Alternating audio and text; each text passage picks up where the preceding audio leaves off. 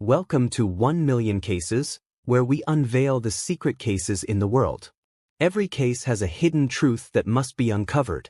This is the story of Jodi Arias and Travis Alexander. He thought he was meeting the love of his life. Instead, he welcomed his killer. 1 bullet to the head, 27 stab wounds, and a throat slit so deep it nearly decapitated him. This wasn't a robbery. It wasn't a random act of violence. It was personal. This is the chilling case of Jodi Arias and the murder of Travis Alexander.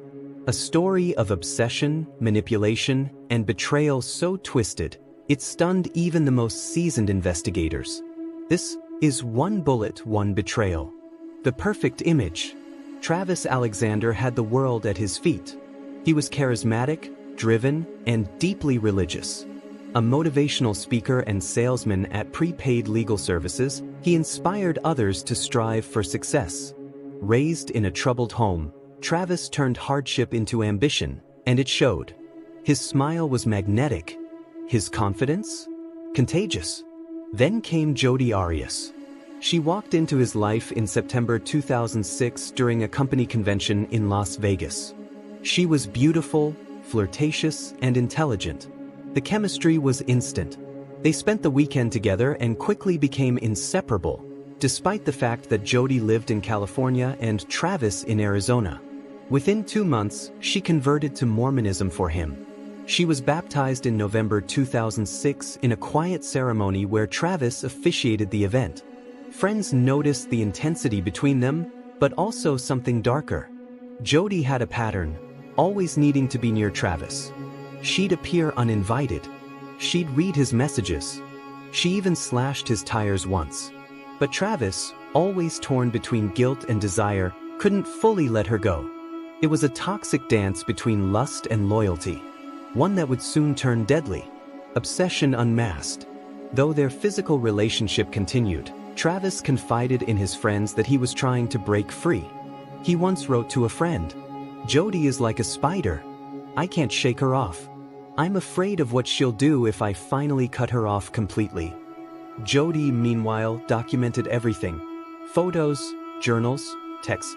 She painted herself as the victim of emotional manipulation while simultaneously stalking Travis's social media, hacking his emails, and secretly recording their phone calls. By early 2008, Travis began dating another woman named Mimi. He was planning a trip to Cancun in June, with her, not Jodi. And that was the final straw. Jodi claimed she was moving on, but in reality, she was planning something unthinkable. June 4, 2008, the killing dark day. According to Jodi's own timeline, she drove from California to Utah on June 3rd, supposedly to visit another man. But GPS data and gas receipts told a different story. Somewhere along the way, she made a detour to Mesa, Arizona, Travis's home. Phone records confirm a marathon conversation between Jodi and Travis that night. And what followed was a twisted series of events that still haunt investigators today. Recovered photos from a water-damaged digital camera later told the tale. That morning, Travis and Jodi were intimate. The photos show them naked, laughing, posing for the camera. Hours later, a new set of images shows Travis in the shower, water running, eyes closed. Vulnerable. Then, darkness.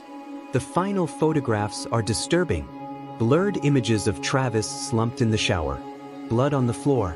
A foot. A leg. A hand clutching a weapon. All pointing to Jodi. A scene of horror. Travis's body wasn't found until June 9, 2008. Concerned friends entered his home after he missed important calls and failed to board his flight to Cancun. What they found was beyond comprehension. Travis lay crumpled in the shower, decomposing. His throat was slit from ear to ear.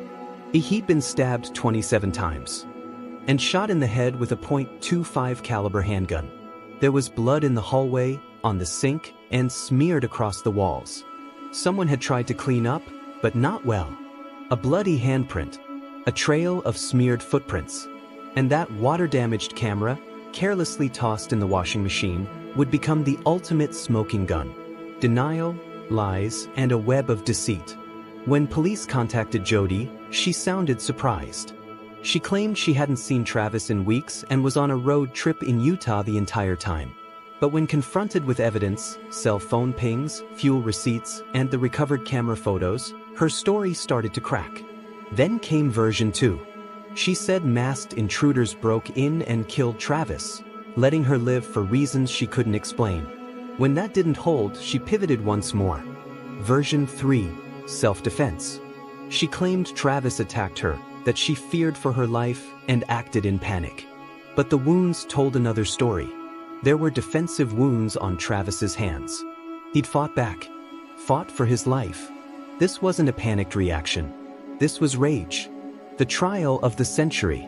In January 2013, after nearly 5 years of investigation and pretrial hearings, Jodi Arias' murder trial began. The courtroom was electric, buzzing with media, true crime fans, and curious onlookers. The trial was televised, drawing millions of viewers across America. Jodi took the stand in her own defense for 18 days. She painted herself as a victim, emotionally, sexually, and physically abused by Travis. She claimed he was controlling, that their relationship had dark undercurrents the world never saw. But text messages and voicemails revealed another side, one where Travis pleaded for space, spoke of moving on, and voiced concern about Jodi's obsessive behavior. The prosecution, led by Juan Martinez, dismantled her story. This was not a crime of passion, he said. This was premeditated. She brought the gun. She brought the knife. And she brought rage. In May 2013, the verdict was read. Guilty. First-degree murder. Sentencing and aftermath. The sentencing phase was long and emotional. Travis's family gave gut-wrenching impact statements, describing the pain, trauma, and loss they'd endured. Jodi pleaded for her life, even offering to donate her hair to cancer patients if spared. The jury deadlocked on the death penalty. In 2015, she was formally sentenced to life in prison without the possibility of parole. To this day, Jodi Arias remains behind bars at Arizona State Prison Complex, Perryville. She occasionally gives interviews, maintains a small circle of supporters, and still insists she's not the monster the world believes she is. Was this love gone wrong? Or evil from the start? One bullet, one betrayal, and a lifetime of unanswered questions. She said it was love. She said she had no choice. But love doesn't leave a man with 27 stab wounds. Love doesn't load a gun. One bullet ended his life. But betrayal pulled the trigger. One bullet, one betrayal. Love didn't save Travis Alexander. It destroyed him. And behind the mask of a beautiful woman was a killer who couldn't let go. This was the Jodi Arias case. Every case has a hidden truth that must be uncovered.